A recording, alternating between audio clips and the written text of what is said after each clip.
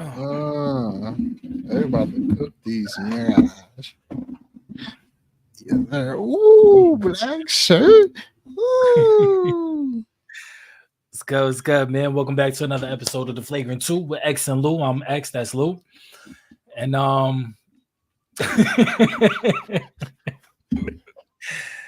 man, another week, man. Where we 2.5 weeks into the season now? Yeah, something like that. Something like that. Something like that. Um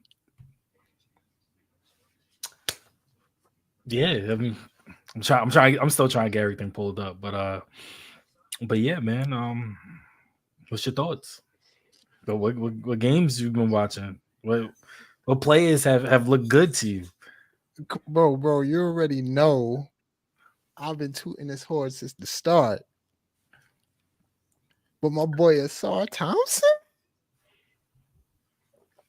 My boy Asar Thompson, look, I'm so high on Shay. SGA, you was hating on him in the first episode. I was like hating, man. I was like You hating, was you dude. just Don't wasn't say hate accepting. stuff. You wasn't accepting the new like Asai. Nobody I wants was to no, accept the but new and be like, I'm there's still not a not putting body this of work superstar. yet. I know it's not a body of work. I'm with you on that.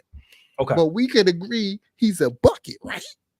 nah, yeah, without a doubt, he's a bucket. Bro, Asar He's a bucket. Thompson had him so shut down. I mean, I think SGA was like 1 for 9 with Asar Thompson guarding him. He made the boy travel. He got an offensive foul on him. That boy was just brick. And I was just like, yo, my boy Asar is looking crazy. Nah, he's looking good. He's the next level. I'm telling you, for the future stars, they're gonna look at him and be like, yo, that's the type of defender I want. That's the type I could be. He could block shots, 6'7", 7-foot wingspan. Man, I'm always looking at my young boys play. And that's definitely one of them. I'm like, man, listen, crazy. I ain't gonna lie to you. I missed that game. I'm not even Come gonna on, lie to you. let's lie. Let's not lie. Nobody's truly watching Detroit versus OKC, but Yeah, me. I didn't watch the game. I ain't gonna lie to you. I didn't watch the game. What game I did watch was the Knicks. I did watch the Knicks and Cavs game. So I seen this. Yeah, it's Donovan it was out. like it was a lot of good, but it was a lot of bad. Yeah, and I know it's like what is a cliche, like you got to take the good with the bad, but sometimes it's like nah, you don't. Like yeah. you don't have to take the good with the bad. Sometimes you could just take the good and And it's not not take the like bad. because like we say bad, but sometimes it's not bad. It's like borderline ugly. So it's like that's like you take the good with the bad, but the ugly. You're like, yo, bro, come on. Ugly is like some stuff you can't change. Bad is like stuff happens. Ugly is like, yo, this is just what you do. We can't deal with it. But I think we're both in agreement who we're talking about here. Bro, what you mean? He had a decent game. What you talking about? Leave your boy alone. MVP. That's all-star. I Superstar Randall. can't do it no more. I can't do it. I think he gotta go, bro. I'm sorry. He gotta go. In order for the Knicks to get to where they want to go, a little bit of continuity, ingenuity, whatever you want to call it, he gotta go. He gotta go. There's no he's not efficient. He wants to handle the ball. Look, Knicks are up by 1 point at halftime. Let's look at the stats right now. 3 for 11. 0 for 3 from 3. Why is he taking so many threes? 2 turnovers. Like, bro, like let's see the positive stats. 1 steal. 2 rebounds, 2 assists. I just don't get it, bro. Like, I really don't get it. I don't get it. Wait, talking about they playing back to back with the same. Oh, I ain't pay attention to that. Yeah, they're playing back to back with the Cavs, home and away. When they just smoked them, and now it's a close game. RJ's not playing. And on the other side, whatchamacallit's not playing. Who's their guard? You know what I'm talking about. Who, Donovan Mitchell? No. Mitchell's playing. Oh, yeah. I know who you talk about. Garland. Yeah, Garland. Yeah, Garland's not playing. So Garland's out, and so is Mobley. Nah, Mitchell was cooking. Well, Mobley's in there. Mobley's in there. You talk about Jared Allen, probably. No, Mobley hasn't played, bro. 17 minutes. I'm looking right now. Why am I looking at the wrong Mobley? I was really looking at the wrong Mobley. Oh Lord. I really was. Nah, but man, listen. I know it's only third quarter, but do you see them Bucks in Bucks? Where is it? Toronto? Bucks in Toronto playing right now. Bro, oh my gosh! Yeah, no. Oh my gosh! We talking about Raptors smoking the Bucks something serious right now. Which is that brings up a good point. I'm glad we brought up the Bucks because I seen something I wanted to get your thoughts. So I seen something about them saying how Lillard playing next to Giannis is going to give him the respect that everybody gives Steph. Like him playing next to Giannis is gonna put him on the same level as Steph. And before I get your thoughts, like I'm just gonna say, Mom, I don't like that statement because I always felt like Dame is right there with Steph. He just hasn't won anything, whereas Steph has had a better cast around him. He's had a better supporting cast. He's had other stars next to him. Give me one star that was next to Dame. Giannis. Exactly my point. There hasn't been one star that you could pair next to Dame in Portland. That's it. It's just been Dame, the Dame show. You could make the argument. You could make the argument for McCollum, but McCollum wasn't a star. He was a really good role player that knew his role. By the time Dame became Dame, LaMarcus Aldridge was already washed. Yeah, he wasn't a star at that point in time. That was Mario that said that. But yeah, I said what? Dame. He said LaMarcus Aldridge. But yeah, by the time Dame was who Dame was, because Steph wasn't Steph either. Like, come to think about it, like when you really put the microcosm and put everything under the scope, like Dame wasn't Dame until probably year 3, year 4, maybe year 5. Same with Steph. Steph wasn't Steph until like year 4 or 5. You know, like once they become household names, once they become those stars, and now they're ascending to the superstar, because we could make the argument that Dame is a superstar. We could make that argument. Yeah.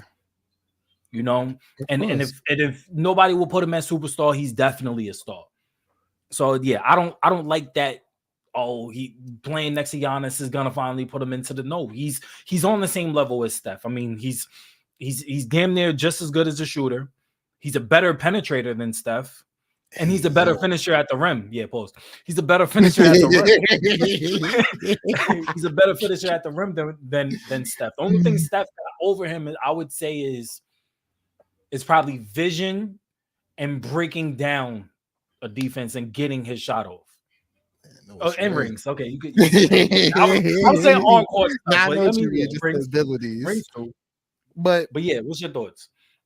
No, of course, skill wise and talent wise, I think obviously they're on the same level. Impact wise, though, you know, Steph Curry is just more, you know, impactful on the court. And playing, I mean, at the end of the day, playing with somebody, I don't think that pulls you up to the level. Winning pulls you up to the level, but at the end of the day, Milwaukee's talking about his Dame's team type of thing, you know, embracing him more so he could be the number one option and make things happen. But we all know it's Giannis's team, and you left Portland to go play with Giannis. Yeah. So now, how can you possibly put that on the same level when Steph was just where he was at? They built around him, and he's been the man. Mm-hmm. Yeah, because even when KD came, it was still Steph's talent wise, yeah, it's talent wise, yeah, they on the level, but playing with him like that, I don't know, that don't make no sense. But I'm on some like, yo, all right, cool. Yeah, now he finally has a cast that's close to what Steph had at the time. But at the end of the Yeah. day, he ain't Steph. Nah, he's not Steph, but he's right But he's there. up Like there. Yeah, yeah, he's if up there was there. levels, like if you want to put like levels But like if we 1 through 5, talking about Steph team is at wise, if we 5, talking about and Dame is right there. I wouldn't put him at 4. I put him in 4.5. You know what I'm saying? yeah, It's like but if we he's talking right about there. team wise, especially right now, like I would look at the Bucks like, damn, they got more star power than the Warriors, but Warriors got more continuity and understanding their system and what they want to do. So it's like, and they still have their star in Steph Curry, who's going to put up 40 On any given night. You gotta guard Yeah, him. You gotta guard him exactly. sideline to sideline. But let's get into our stories though. Let's get into What we can be talking about. Harden finally out of Philly. It was gonna happen. It was gonna happen. We've been talking about this since the offseason. It was gonna happen. It's Eventually. bound to happen. Are you cool with him going to the Clippers? Are you cool? Because low key, I feel like Philly got fleeced a little. Just a little. I mean, at the end of the day, management, higher ups, because it went into the higher ups, they went ahead and made that call and made things really get pushed and make it happen. They didn't want to deal with it, and now you got to deal with having to make an excuse for a guy that you don't want to play because they have the new policies like, yo, if he's available to play. But management's like, nah, I don't want you to play because I'm trying to get rid of you. So it's like they just made that move real quick, and I don't think they got fleeced completely because it's like at the end of the day, we spoke about it. Harden, he's gonna be a free agent after this, and then it's like the people that they actually picked up. You know what it does for Philly. It actually these are expiring contracts. So by next season, they open up 50. They open up 50 mil on their books to go ahead and rightfully sign out any of these people. And Siakam's one of the bigger names out there right now. So they open up their books to sign them. And it's just like, hey, who knows who probably else wants some of these contracts as well? Because Zach LaVine and the Bulls is out there looking like, So you never know what they want to go on with. They got trades and everything. I mean, picks out of it and everything. So there's still moves to be made, whether it's this year or next year, but it's just still trying to think about retaining Embiid. Like, he's been a part of the process for how long now? He finally won his MVP, yes, but like at the end of the day, the ultimate goal is championship. Right. So now you got to satisfy Embiid. While you know what I mean? Some championships mean more to somebody else than it means to somebody else. Because you look at Harden, I really don't think championships really mean all that much to him. Because if you really put it in perspective, if it really meant that much, his best chance to win a championship was in Philly. Yeah. You could make the argument that he has a good championship window with the Clippers, but I still don't think that the Clippers have enough. They lost a lot of bench depth with this. That's why I say that I don't even want to say Philly got fleeced. I don't think Philly. I think I don't know. I think it's weird. It's when you put it in different perspectives, both teams kind of got the bad end of the stick. The Clippers lost a lot of the depth. They lost a lot of good pieces that one was already there. They already knew the system that Ty wants to run, that everybody is all together. And then now you're adding pieces that gotta kind of come in, get caught up to speed. And then on top of it, you're adding somebody that's already disgruntled. You're adding somebody that has a history of toxicity in the locker room. And when you have that kind of toxicity, you have guys like Kawhi who really don't talk. So who's your leader? Who's going to be the guy that's going to, what's going on here? Because you think it's going to be Ty? You think Ty going to say something? Because I don't. You think it's going to be Westbrook? You think it's going to be Paul George? Like, who's going to be the guy that's going to be like and hold Harden accountable at the end of the day?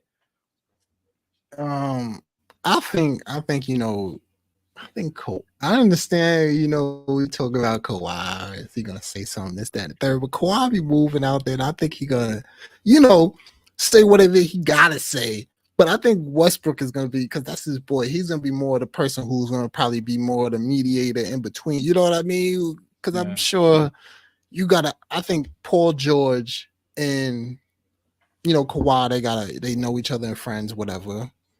So now it's just like, even if Kawhi and Harden's on the other end of the room, the two in the middle of the room is Westbrook and Paul George, who could communicate perfectly fine. And then, well, let me speak Harden's language. Westbrook can speak Harden's language of whatever Kawhi was trying to say.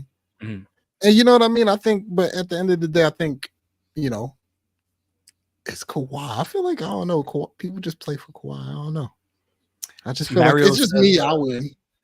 Mario says Batum was playing 16 minutes, Covington 17. They are not game changing role players. I'd rather Harden. Oh, no, that's a That's fact. tough. That's tough because when you have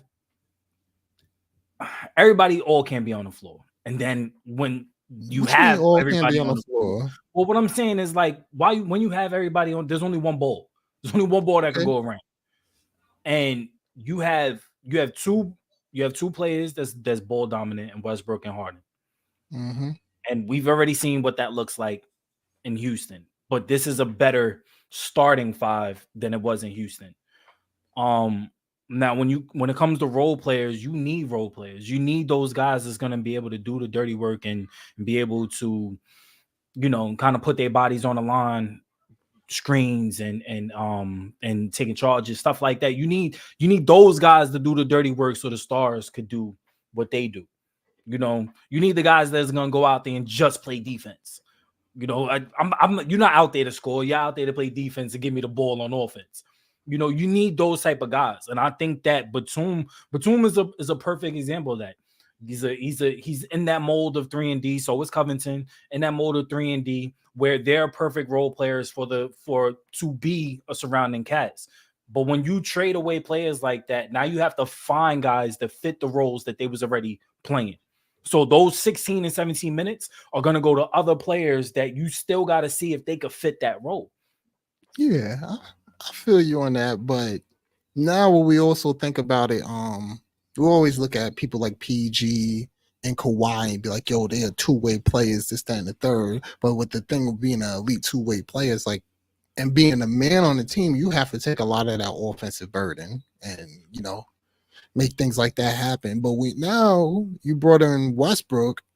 Mm-hmm. He took away some of the ball pressure that you really had to do and get you in some of your spots easier. Now with Harden, you're going to definitely have that. So it's like, possibly, who knows? But I could see that. I could see Kawhi and PG playing a little tough on defense because they know on the other end of the court with a guy like Harden, they're going to get them easier shots where they're not expending as much energy. I could see that But as well. I'm still skeptic of it because it's like they're still older.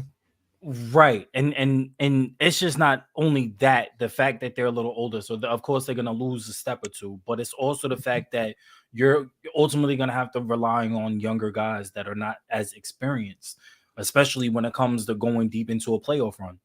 Bro, You're gonna have to rely on the Terrence Mann to come in and give quality minutes. You're gonna have to rely on the other young kid that they got from Philly. not Bones. Wasn't Bones traded?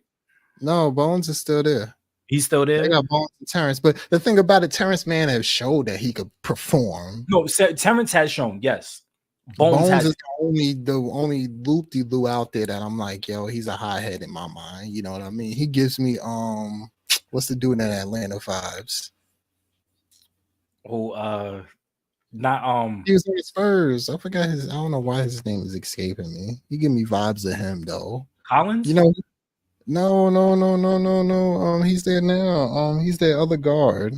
Y'all know who I'm talking about. He gave me Murray. Throwing the ball at throwing the ball at what's his face. He could have just sat in the system and became the man, but he want to be, he want to have a little ego. So they give me the same vibes. Yeah, DeJounte Murray. He already said, but yeah, him. They give me the same type of vibes, and it's just like, I don't think those are the ones that I'll be like skeptical on the sidelines. But it's just like they still need. They picked up PJ Tucker, but I still feel they need another forward, another wing out there. Yeah, a bigger body to make I, things work. I But I think still PJ think Tucker they're can play they're quality a decent minutes. team. But I don't know, man. It's tough. It's tough because when you look at both sides of the spectrum, I mean, you look at what Philly is ultimately losing, but I don't feel like they're losing as much because they still got what's his face, the guard that they're high on. What's good with our names today? Bro, you got me Like, beat. what's really good with our names today? You know what I'm talking about, though. I know exactly who you're talking Yeah, about. Why is his oh, name escaping me? Because he's his been name is cooking, really escaping bro. me Oh right now. man. Escaping Nah, me. but he's bananas though. Yeah, but it gives up. All I'm saying is it gives up a lot of free time to a lot of these other players. So ultimately, I mean, it works out. I just want to see what the Clippers can ultimately, kind of figure stuff out because the West right now is really tough. The West Yeah, it's tough. I mean, Tyrese what Maxey. they're 3-1 right now, but you have 7 teams that's over 500. I get it. There's only been 4 or 5 games played. But I Super early. mean, look at the top 4 teams in the West right now. Nuggets 4-0, Mavs 3-0, Warriors 3-1, Thunder 3-1, Kings 2-1, Clippers are 3-1. I don't know why they have them at 6. It's probably because of Probably division. lost But somebody. Yeah. yeah, Pelicans are 2-1, and then you have the Spurs, Lakers, and Suns right behind them. It's gonna be those where which goes into our next topic. But is the conferences top heavy, or is the Western Conference top heavy? Like, is it gonna be only 4 teams that's really gonna be really dominant, while the other teams is kind of gonna be going into a pecking order? Because that's where it's really gonna come down to. Can the Clippers be able to be one of those 4 or 5 teams that are solidified, and you really don't, you're confident going into the playoffs? Do you feel confident with 7, 8, 9, 10 going into the playoffs? No, I mean at the end of the day, don't nobody truly want to be, 7, 8, 9, because you're playing against the best of the best, of course. You always fight for that little mid area. And that's just the way, I ain't gonna lie, that's just the way basketball has been even for the past few years. Like it's been top heavy. Yeah. And then you like, yo, who out of the top of those guys would I rather play? You know what I mean? You try to get that 4 and 5 because you're gonna have someone that's you know what I mean? Record is showing that y'all both close. Yeah. But if Yeah. you at Yeah. that 6, if you know what I mean, if you at that 5, 5, 6, 7, you sitting here like, nah, I gotta keep my 4 or 5 spot. Yeah. But if you at 6 or 7, you're like, damn, who do I want to play? You know what I mean? I know the East was used to be like even last 2 years in the East, it was Boston. People was like, I'd rather play Boston because they're young and they don't know much yet. But And now, they who ain't wants fully to play got Boston? it. But Who who wants to wants play to play Boston right now? Boston? Like, you know what I mean? Yeah. So it's like I think that's just how it really shakes out every year. And it's just about who they want to play.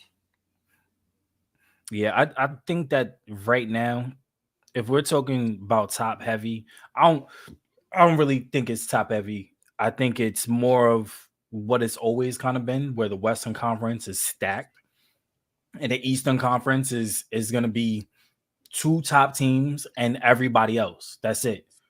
Like, it's literally going to come down to that, because I mean, even when you look over here, I mean, our 2 top teams are what? The Bucks and the Celtics. The Celtics are 3-0. The Bucks are 2-1. Everybody else is either 500 or they're 2-1. That's it. Or they're under 500. And really, it's just beginning of the season. But when you get halfway Yeah. into the season, I guarantee the Celtics are gonna have less than 10 losses. The Bucks are gonna have less than 10 losses, and all the other teams are probably gonna have 10 or more losses. I don't That's know about the that's Bucks for less than 10, man. They've been You think the showing, Bucks are they've gonna been have showing. more than 10 by the half You the know what season? it is? It's the thing. I think they'll catch their shot later on. And I think they'll still be fighting for either the second or third spot. Simply because you're seeing I the don't think shades they're that the thing about it, you're seeing the shades of what's going on right now. It's like in these first 20, these first 30 games, they got to get it together because right there, that alone could almost get them to 10 losses. because they're getting smoked by Toronto right now. Nah, they are. So that's They two. getting Say smoked if Toronto keeps up right now, that's 2 losses already. now. Do you think? So it's just Hold on, let about me them see who's playing right now. getting their flowing their shit together. So it's like they could possibly have 10 losses by halfway through the season, but it's just simply I mean, getting but it's continuity basketball. and vibes It's together. basketball. Yeah, You at could the be end of getting the day, smoked just up in having the fourth quarter, and then oh yeah. 20 down 20 is nothing in No, of basketball. course. That's what I said. If the Toronto keeps doing what they do right now, then they could get the W. There's 2 losses. And it's just like every year, every NBA team is full of 15 NBA players. Right. So they can lose at any time. Yeah. So you can't come in too high, like on too low on an opponent because you're gonna get your ass waxed.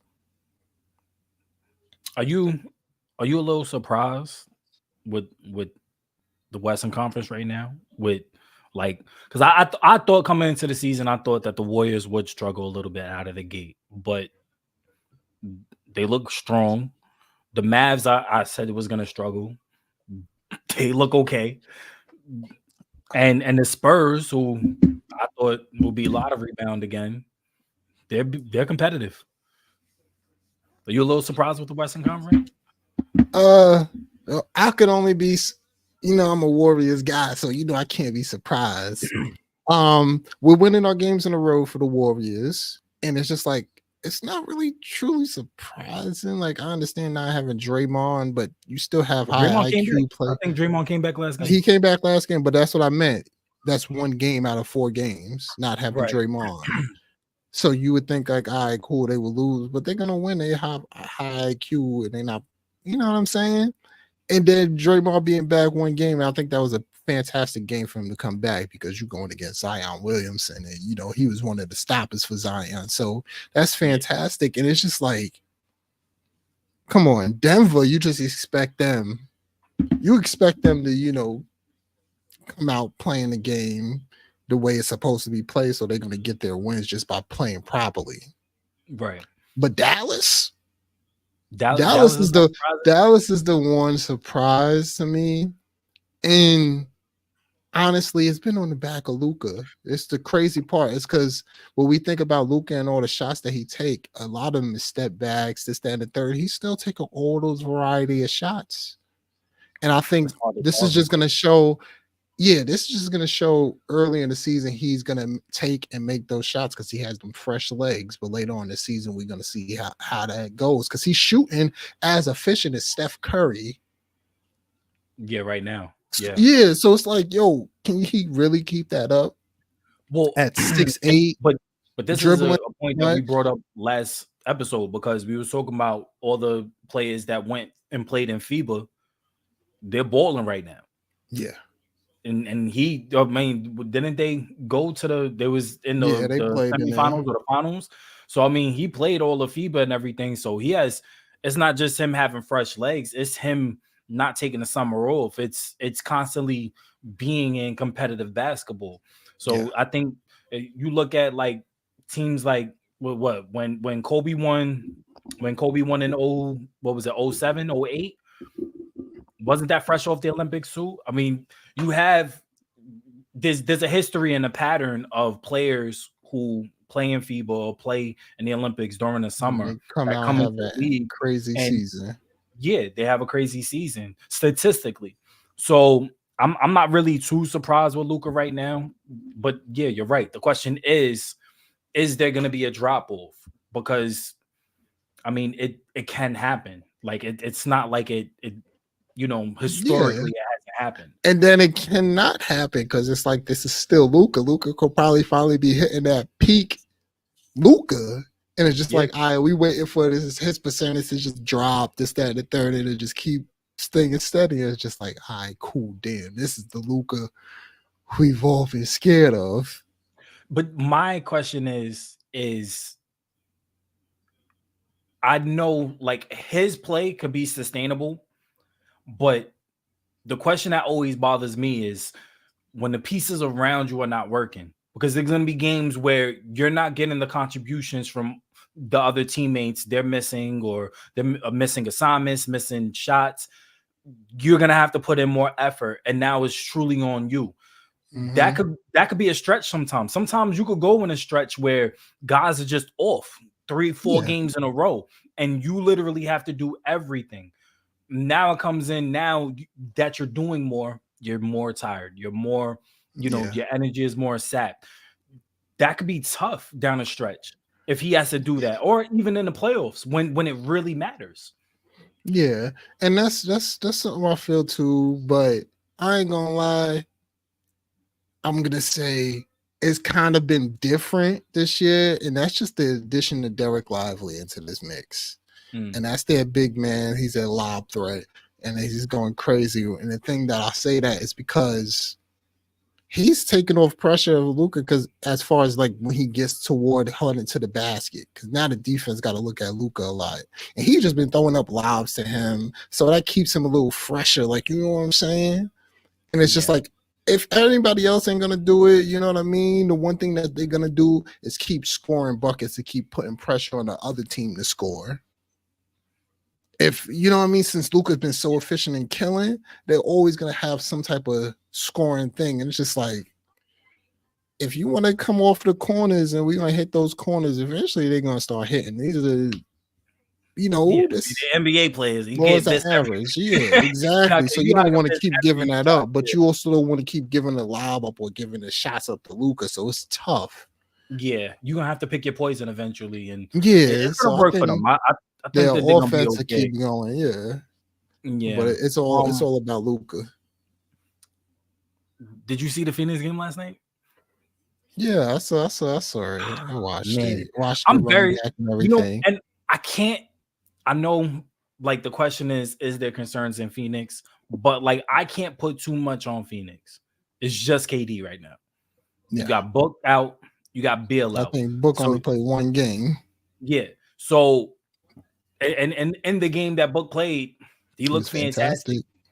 So I can't put too much stock in if there's concerns in Phoenix. What I can put stock in is it's concerning that when it's just one star, there's gonna be nights like this where it's like they got, because honestly, it didn't look like the Spurs just outplayed them in the fourth quarter. It just looked like they ran out of gas.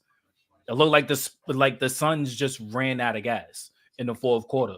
And when you run out of gas and you don't have another star to go to, you don't have another player that could go ahead and get their own bucket, stop the bleeding, or defensive, or just pure defensive player that you just putting out there to stop Wemby can't be stopped, but to stop somebody else on the Spurs, box Wemby out. Keldon Johnson, because somebody Keldon been cooking. Yeah, so I mean, it's tough because they're going to run into other teams like this, and KD isn't the same player that he was back in OKC or back in Golden State, where he could kind of carry the load for the entire game, and you only need him to do that for one game. Right now, they need him to do it for multiple games, and he could do it for a quarter or two, but you ask him to do it all 4 quarters, and with no help around him. Who's going to stop the bleeding? I think, to me, that's the most concerning thing with Book and Bill being out. The concern that I always have, these players, again, although I understand their condition and they take care of their bodies crazy, and they're fantastic athletes. But this is game, and I know we always talk about this load management to stop him, but the one thing I've looked at is the minutes. KD played 37 minutes last night, playing above 30 minutes every night. Every star, of course, they play usually between 30 to 30 minutes, right? 30 to 30 plus minutes. Right. But if you notice, and what I've been noticing, I've been looking at the Spurs, and I know it's early trend, and game one is no real, I got to take game one out because Wembanyama was in foul trouble, but Wemby's only been playing like 25 to 30 minutes. Like a role player type, like a high role player minutes. And then you got your stars all across the league playing like 36 some odd minutes. Right. I think that's the concerning part about it, because you don't have enough players on the sidelines for Phoenix to give to Durant, afford. Yeah, to give Durant, Booker, and Beal a break, for them to go in there out there and play those short minutes and still win the game. That's why I'm excited about CP3 and Warriors, with the Warriors, because when they go out there, they don't lose those minutes. right. When Steph ain't out there, so Steph could afford not to go out there and play as hard. But when it Yeah, comes to Steph can play Phoenix, 30, 32 minutes and have a little leeway. exactly. But when it comes to Phoenix, they're not gonna have no leeway, especially right now with their guys not there. So even with their guys not there, as a coach, I might be punting games. You could call me what you want, but I might be punting games because I'm not having Durant playing almost 40 minutes Yeah, that's with tough. these guys not there. So it's Yeah, like, you could call it what I want. I'm gonna see what I got on the bench. I'm gonna see what some of these guys could do in you this have to. time. And You I'm have not to. playing KD that long. Like, I want to win these games. And if it's a close game, I ain't cool. But it's just like, I'm not trying to have my star play this much minutes without his other stars and him having to go crazy like this. It's not gonna be the thing. Like, he's gonna get tired.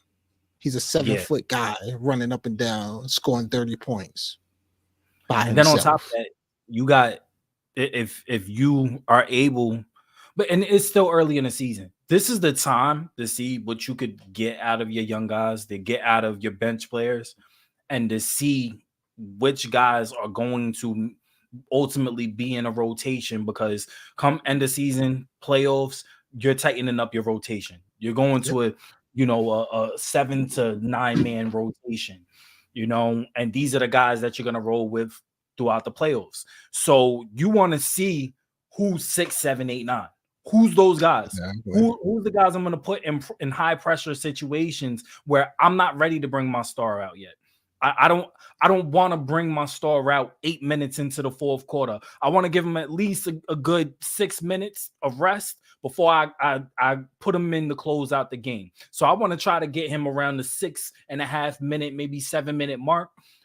But ultimately, I want to get him, in that 5 to 6 minute mark going into the final of the final stretch of the fourth quarter. Yeah. Who are these guys? Who ultimately is going to be that person where I could be like, I have confidence that me putting him out there is not going to put pressure on ultimately my star coming in to close the game. So this is the time to do it. This is the time to figure out, okay, it's not you. It's not Yeah. you, Yeah. but it's you. And okay, we may lose this game, but at least I know. At least I know confidently moving forward that it either is you or it isn't you. And that Mm-hmm. way, when we get to halfway through the season, where now we gotta like buckle up and make sure we could go on a run, and we get our record straight for seeding purposes, we're good to go. So Yeah. by playoff time, I know what's my Suns. I feel they don't know. They don't know.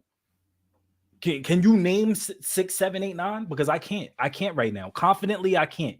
You could say Grayson Allen could be a 6 because right now he's technically starting with Book and Bill out. But who's 7, 8, 9?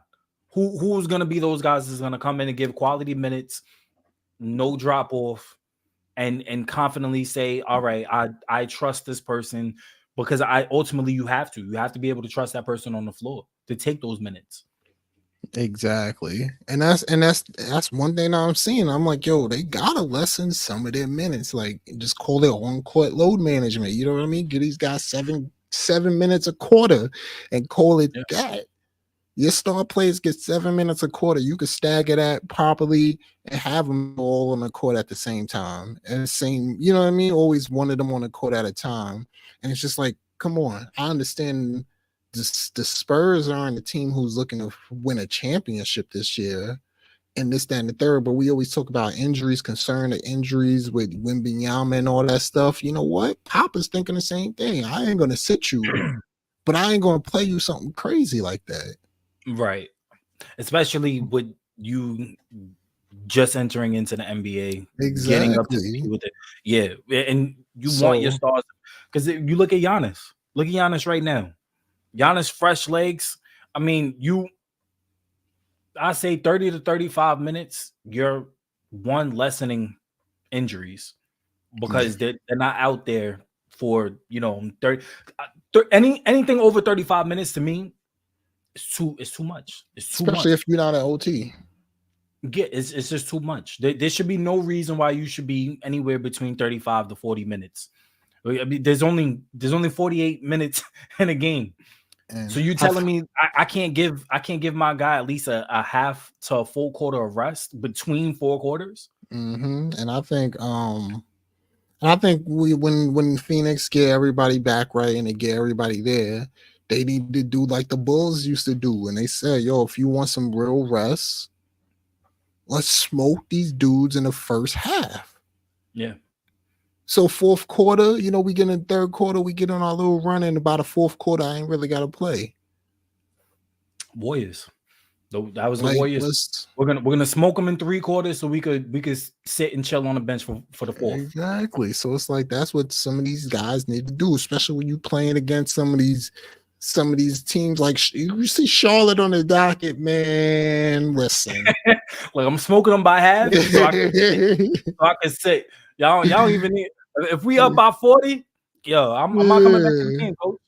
Exactly. You ain't gotta question nothing to the league. You ain't gotta sit nothing. I'll play it, but I'm smoking them. Yeah, that's and it. we calling it that. So it's like, come on. So that's the concerns. Their minutes for me. Does Boston look scary? Do they look? To me, they do. I ain't gonna lie to you. They do. I think Kristaps Porzingis was the piece that they've been missing because you're not getting everything that you want out of Horford. You're getting from KP. Everything that you want out of a big man at that position, passing, scoring, setting guys up, set the screens, defense, blocks, you're getting it from KP. And I'm not saying Horford can't do that, but Horford can't do it for an entire game. Horford's going to give you that for one quarter. And if you really want it, give Horford the rest and put him in the fourth. That's it. But KP, KP is the perfect piece, especially around these young guys. And I say Drew too. Drew is the perfect piece for them as well. I think Drew's a better Marcus Smart. Yeah, because he's more of a common. Right. So, hey, Boston looks scary to me, bro. I don't know. I don't know that they're one team. I think right now, I have them number one. If I was to have a power rankings, they would be number one, bro. Like they're scary. I think with a power rankings drop, it's gonna be Boston number one. But and Denver is between those two, but Denver. Denver's there, but Denver doesn't look scary. Like Denver yeah, that's what I was just about to say. Denver out here looking scary against Minnesota. So, but like you said, I think KP is a fantastic piece. I think he gives you what Rob Williams brought you. What better? As far as defensively, yeah. Defensively, but now on the offensive side, it's like, all right, cool. He's even better because now he could roll to the basket just like Rob Williams did, catch a lob, or he could shoot threes. But now he could pop, so it's like it opens up your offense. This is what Mazzulla, Joe wanted. Joe won it in the first place. That's why he played. And you see last season when everybody was talking about, they want Rob Williams in, but Mazzulla's vision is more of the space, pace. We got to give, especially Jaylen Brown, his space for his left hand because, if he go that way, it's Puck City. So we need somebody who could space it out a little more for that. Yeah. And it's more of Joe's vision. I hate saying Joe because I always think of the damn president. It's more Mazzulla's vision. Yeah. And it's just like you said, he gives you everything Horford would give you. And now when you put Horford and him at the same time, it's like it doesn't really change up anything. Yeah, because they still got the space. Like you could run the same offense. You got a guy like Derek White who's running the offense. You switch him with Drew Holiday. When them two is separated, they're both basically the same. When he's on with Derek White's on the court, he's giving you what Drew Holiday gives you. Yep. offensively, you know what I mean, as far as like Yeah. controlling on offense and everything, and it's vice versa. So it's like you have your dynamic stars. So with And Tatum it's out and less Brown is pressure on in, Tatum. Yeah. yeah, exactly. So it's just like there's scary team, and it's just like it's no different. That might be the scary thing, might be the nervous thing because it's gonna be no difference in play as Yeah. far as you know what I Whoever mean. So you game plan against it is like, yo, they don't give you a different look, which was a problem with the Warriors. You don't get a different look no matter what. So it's just and like that makes it hard to once you stop. gain it Yeah. makes it hard to stop, but it also makes it a way to game plan against it because now they ain't gonna do anything different truly.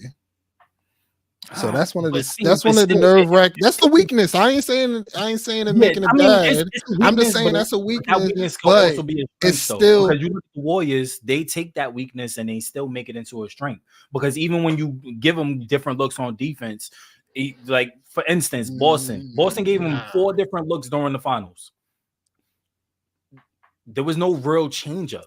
There was no But real change up for the Warriors. no, what you got to understand, it was a change up in the Warriors because at the end of the day, the Warriors played their defense different, changed their defense. They even I'm changed their talking about offense. And let me. And like I said, even offensively, there was a change because Steph Curry really didn't have the ball in his hand. He didn't really run much pick and rolls. By that last game, it was pick and roll heavy. So that was the change, and that's what I'm saying. Even with the addition of CP3, he gives you that change on the other end and secure that type of thing. Pick and roll Right. when Steph Curry's not there, and we can make something happen. But that's what I'm sitting here saying. Like, yo, one of them, somebody's got to be one of those driving forces, and it's got to be a guy like Jaylen Brown who's going to put his head down, get to the basket, and be, you know what I mean, give it a different type of look. Because No, I know I once they get think stagnant and start shooting threes, like you don't want that. You need somebody who's gonna be yeah. able to attack and give them a different type of damn. All right, we But gotta that's the stop thing, though. him. It's they have the personnel to do both. They They do, have the personnel to give you like but they 4 or don't 5 do it, different and looks. that's the problem. I think that'll be a problem come playoff time. But if they can stagger their looks and throw different things at you, because they have the talent to do it. They have the They do personnel and the talent. It's just a matter of actually doing it. But they're not executing. going to fix it. They're not going to try it until it They doesn't work. have to Yeah. exactly, and that's what the thing that they got to start working on that now. It might be some bumps and bruises, and you might take a L, but you got to learn this thing. You got to start Yeah. doing it at some point because at the end of the day, once the playoffs go and people start keying in on you and seeing that, and you don't have no different look, a different way to score or play, it's gonna be like, all right, cool. We're just gonna have to take this L. Yeah. It's gonna, So, but they're scary. nah, Don't get me wrong. it's still tough. Absolutely scary. It's still tough. Still top team. Going into our last subject of the night, do you see any more potential trades coming? Is there any trades that you could think of that might work for any teams currently right now? I mean, I ain't gonna lie, I ain't looking to much trades, but I'm still just concerned about what Chicago is gonna do because I don't care what you say. They gotta do something over there. They gotta get Yeah. rid of some of them boys. But we Yeah. already spoke about that last time with Chicago. So it's not really, I don't really see much teams making trades unless there's more moves for Philly to go ahead and try to do this year. Do you think Philly But even should? Because I don't think they should. I don't think so neither. I think they just let the contracts go and they just pick up somebody in the off season, yeah. in the off season. And then with all that cap, you could at that point in time you could think about doing a trade. I would say I want to say it's a lost season. I still think that they're going to be able to. But that's the thing. They could still figure out a way to get somebody for like a good 10, 20 mil, with a trade, somebody who only get paid like up to 10, 20 mil, because in the off season you'll still have like another 50. You'll have 50. So like even if you take 10 mil, you got 40 to still sign somebody. Yeah. So a good quality role player there, you could still, move some. I don't know.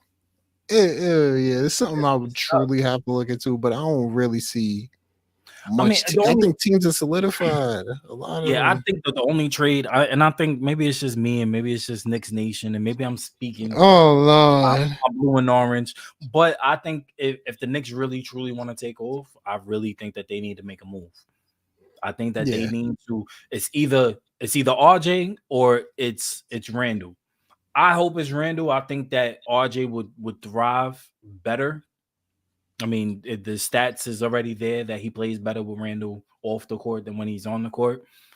Plus you Randall's not he's not gonna be willing to learn new things. And in order to play in this type of offense, what they want to run, especially with Brunson, he's going to have to learn to do different things. You can't be the ball handler. You're gonna have to learn how to effectively work out of the post, and you're going to have to do some pick and rolls because I feel like he's reluctant to get into pick and rolls. You're gonna have to, and even if you want to do a pick and pop, if you want to do a pick and pop, you got to be able to hit those shots. I just don't think that is there for him. I think that a better team, better suited team for him would be a team that needs a four that could afford. I like that. I like that. They need a four that could afford to do the stuff that he wants to do. This nigga But I swear don't you think that they're spitting. gonna end up trading him. You swear you Crazy. spitting. He got bars. His bars is back. But I could agree with you with that. But I think one of the and then I didn't think about it. I just looked on my phone real quick about what other teams. Like the only other team I could think about making a move still is Miami. Try to make something happen, but they We'll, already we'll, did. we'll, Yeah, I we'll give mean up. they ain't really. We could trade him to Miami. I think he'll be good next to No, Bam. I wouldn't say. No, I know Randall what you go to mean, but I'm just Miami, saying as but far as the Knicks, I mean, they could nah, trade him. the only people, there's only certain teams though that got people like Utah. No, I don't think Utah gonna make any moves. I think That's that the the only thing. No, move no, that they'll that's what I'm make, saying. That's yeah, what I mean. I mean, like if they get a real good offer, because there's not much teams that have pieces that you would be like, yo, I would trade for that, and it right, wouldn't affect how they and change their odds of winning truly. yeah, So you would yeah, have to look at some of the bottom teams and see if you could get a player from them. And it's only pieces like for people from like Utah, Orlando, like, and that's just people that you're trying to get future stuff for. So that's a rebuilding. Yeah, yeah. It's tough. Yeah, I it's ain't gonna not lie. really Yeah, that's much. It's just gonna be a surprising move that happens. tough. But I don't see Yeah, much moves I moving the see the needle with Lakers. the I think that trades. the Lakers are they'll make a play. Oh yeah, I mean, I could see that happening. I don't think you it's know gonna what's the be nothing thing? crazy, but I think I don't. I could Yeah, see the Lakers making a play. I don't think it'll be crazy. I think it'll be a move like what happened with the Warriors with GP3, where Yeah, just like how they signed Gabe Vincent, they'd be like, well, I don't think it's working because yeah, Gabe has been playing like crap since he got there already. It's only been a few games, but yeah. he ain't the Gabe Vincent that everybody thought he would come there and be because clearly I you're mean, but playing it's against a you're different role. playing next. Yeah, that's exactly what I was about to say. You're playing against LeBron, playing with LeBron and people like that. So it's like adjustment periods and things like that. But Laker fans. Yeah, of course. Laker fans, they ain't playing fair with nobody. They Yeah, don't. They be it's like, yo, tough. if you don't work out the first 10 games, bro, we trying to get rid of you. Yeah, Like, which is weird to me. It's definitely an adjustment. I mean, his role and ultimately his role in Miami didn't really come to fruition until the end of the season, going into the playoffs. exactly. Lowry got hurt. He had to step up, and he became a pivotal piece. But it Hmm. wasn't just him. It was a lot of the pieces around him, Struce and Yep. the Spanish boy. I always forget his name. But there was a lot of different pieces, and then the culture that Miami has. I mean, it's defense first. It's stop everything in the half court, and then let's get back because they're a half court team. They don't play in full courts. Like Yep. when you make Miami play full court basketball, when you make them play fast breaks and stuff like that's ultimately when they lose. That's how they lost. Two games against the Knicks. Ultimately, the Knicks got out. They beat them in transition. But Hmm. when you play them in a slow paced game, the way that they want to play, slow, methodical, half court, they're hard to beat. So I think Gabe give him grace, man. Give him 30. Give him Yeah, at yeah, least give us 30 some games, time. man. Let him adjust to playing. That's first of all, playing next to LeBron is polarizing. He's just a polarizing person, polarizing player. I mean, you have to learn to adjust to play with LeBron. AD didn't have everything together playing with LeBron, and I think that he still doesn't have everything together playing with LeBron. Oh, we know you don't. You know? So I mean, you got to give Gabe some grace, just a little bit of grace. You're asking him to play a totally different role that he was playing in Miami, and I think that Gabe. I understand why Gabe went. I mean, who doesn't want to play You're next gonna to get LeBron? sure. It's not even that. Let's get that money. That Miami too. wasn't paying. That They was too. trying to keep. They was trying to keep that line open for Dame. But I don't. So it's like, I think that was just a bad. It was a bad decision on his yeah, part. I get chasing the bag, but also ultimately in the greater schemes of things, especially when you know you're no, a it better wasn't player just than chasing the bag. I'm gonna keep it stacked with you. It was them trying to keep that line open for Dame. well, I'm talking about Miami's. I'm talking about Gabe. I'm talking about Gabe. Period. But That's what I'm Gabe could have saying. Like chosen a better team to go. the reason why Gabe. No, left Miami. No, I know that with Oh the whole yeah, Miami thing. I'm talking about Gabe choosing a team that he was ultimately because that whole situation I understand, but oh Gabe okay, I left. got you. Gabe left Yeah, in free agency. So my thing is, it's like ultimately I get him personally wanting to chase the bag. Obviously, he probably wanted to make it work in Miami, but of course Miami wanted to leave lines open, have cap and everything enough to get Dame. But Gabe ultimately chose to go to Los Angeles. There was other yeah. teams that was point guard needy that could have used his services. Toronto had just lost Van Fleet. So you have Toronto as an option. You you have other teams that as an option. I mean, to I really see go what you're to. I saying. think that Yeah. the Wizards, you're ultimately playing. You're ultimately playing Poole out of position. I don't think Poole's a good point guard. He's not. He's not, and he wants to be Steph. Nah, We he gonna wants to be next episode we Poole. gotta talk about Poole. we got to He talk about wants to be Poole. I don't know. Like, it's crazy. But ultimately, what I'm saying is, imagine Gabe next to Poole. I mean, I think that would have been a good option for him to open up the offense, especially with the pick and roll with Kuzma. That would have been a good place for him to go to. Ultimately, you want to go to a place where I get chasing the bag, but also where you fit in the greater scheme of things. I don't think he really fits with LA, but they're gonna have to find a way to make him fit, or else he's just there. He's just a body. yeah, exactly. He's just gonna be one of those people that puts on LeBron's legacy. Like, see what happens when they go play with LeBron. Right? Yeah, like it That's the sucks. tough part about it, but It hey, it sucks. is what it is.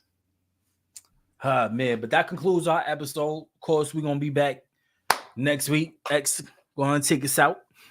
Y'all already know the vibes, man. Like, share, sub, and all the above. Your boys are signing out. And RIP to Bob Knight, man. Oh, I forgot Bob Knight passed away. Yeah, man. Yeah. Moment of silence. Man, damn. That's crazy. And why you had to end the episode so